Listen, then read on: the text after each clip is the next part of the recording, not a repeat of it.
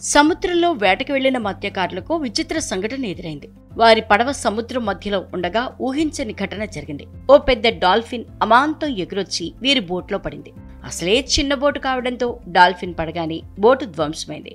మత్స్యకారులతో పాటు డాల్ఫిన్ కూడా గాయపడింది. ఈ ఘటన న్యూజిలాండ్లో జరిగింది. న్యూజిలాండ్కి చెందిన 3 మత్స్యకారులు సముద్రంలో వేటకు వెళ్లారు.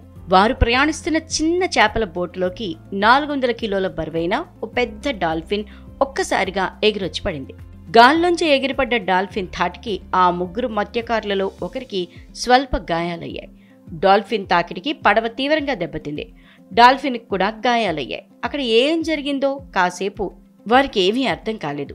ఆకాశంలో నుంచి ఏదో వచ్చి పడిందా అన్న అనుభూతి కలిగింది. మత్స్యకారులు వెళ్తున్న పడవ తీవ్రంగా దెబ్బతినటంతో న్యూజిలాండ్ కన్వర్సేషన్ ఏజెన్సీని సాయం కోరారు. రంగంలోకి దిగిన కన్వర్సేషన్ ఏజెన్సీ డాల్ఫిన్ సహా మత్స్యకారులను మరో బోటు ద్వారా తీరానికి చేర్చారు. ఆ సమయంలో డాల్ఫిన్ను తడిగా ఉంచడం కోసం వాటర్ ఫ్లష్ సాయంతో నీటిని చల్లారు. తీరం చేరాక డాల్ఫిన్కు వైద్యం అందించి తిరిగి సముద్రంలోకి వదిలేశారు.